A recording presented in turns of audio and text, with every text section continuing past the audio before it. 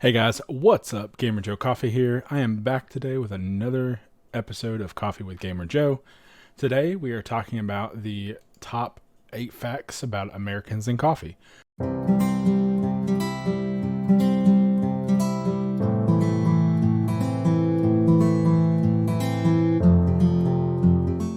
So last week we talked about Brazil, which is the biggest coffee producer in the world. Today we're talking about America, which is the biggest coffee consumer in the world. So we'll get into that later. I do have some facts about that, but we'll get straight into it, starting with number one. Number one, Americans love coffee. Coffee is a good way for us to gather around and talk with each other about our most important life events. There's probably more important stuff going on in our lives because we consume about 400 million cups of coffee per day. Yeah.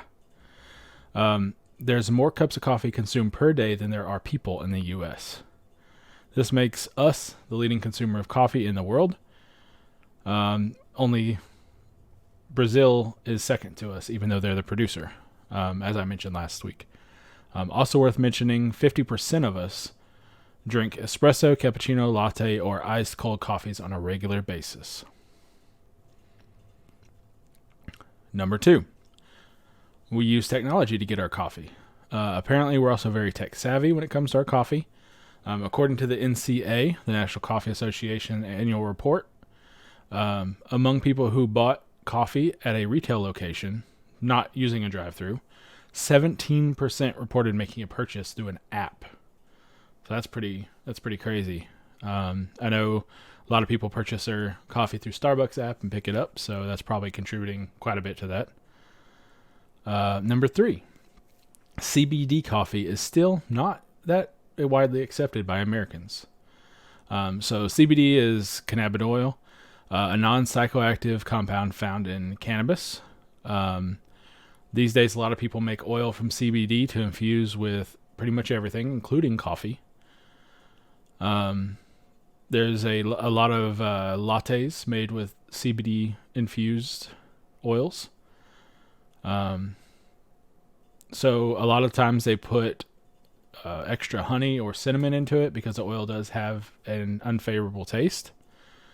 The information from the NCA annual report is that the acceptance of CBD infused coffee is only about 20% of people 18 and plus have a positive association when asked about CBD as an ingredient. That's pretty low. Number four, America is a coffee nation with only one state that can grow coffee. So with as much coffee as we drink, we only have one state that has the potential to grow coffee, which really explains why we are mostly an importer of coffee and we don't make a whole lot of it ourselves. So with a landmass as large as ours, it's only appropriate that we would grow our own coffee beans. Unfortunately, there's only one state in the entire U.S. that grows coffee, and that's Hawaii. It actually started producing coffee before it even became a state. So coffee requires certain climate conditions for it to properly grow and actually taste good. High quality coffee requires tropical climates, rich soil, and high altitudes.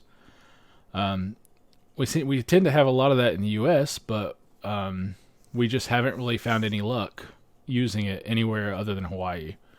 There are a lot of places that have started doing like indoor or hydroponic coffee type growing.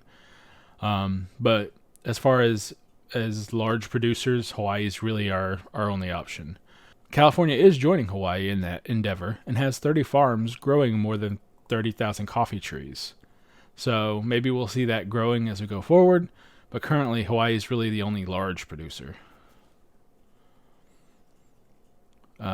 Even in the Wild West, American cowboys loved coffee. Coffee is prepared similar to how it's prepared in coffee nations in Ethiopia back in the Wild West.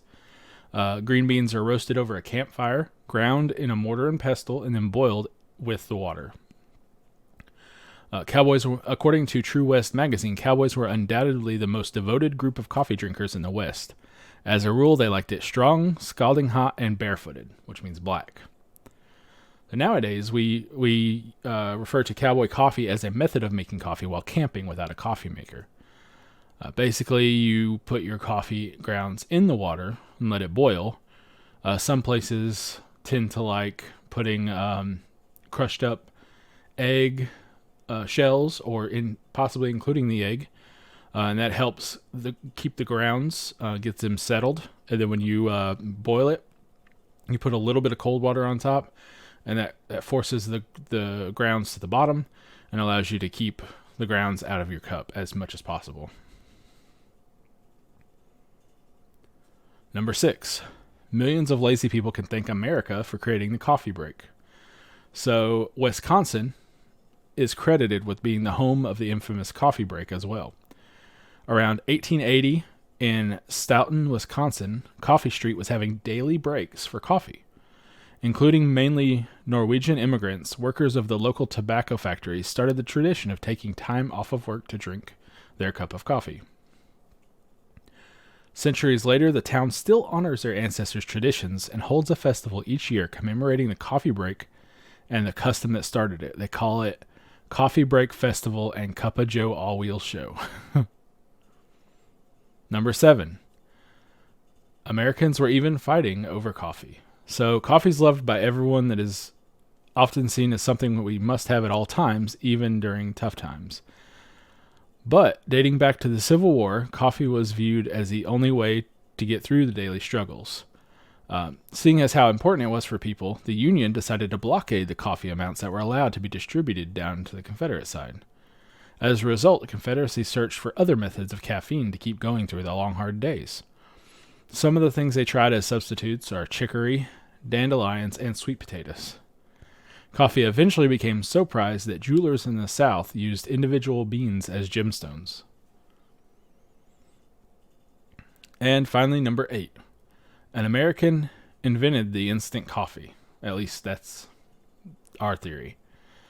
While England and New Zealand both claim to be the first country to discover instant coffee, America is also claiming that same title. In April 11th, 1901, Chicago chemist of Japanese descent, Dr. Sartori Kato, applied for U.S. patent number 735-777 for his coffee concentrate and process of making the same. It is what is known as the first stable soluble coffee powder. Even if we weren't the first to make it, we were definitely the smart one to file for a patent. So, a lot of this information came from wakacoffee.com, so please check them out for more information on their blog. A lot of good information here, and it was definitely fun to do some research and read into it and get some information from some other sources as well, and it kind of builds on some of the stuff we've discussed before. So hopefully you guys enjoyed and were informed by it. Thank you guys for tuning in. This has been Coffee with Gamer Joe. Hopefully you guys learned a lot. Hopefully you guys enjoyed this information. It builds on some of the stuff we learned previously. Hit subscribe down in the comment section, down in the section below.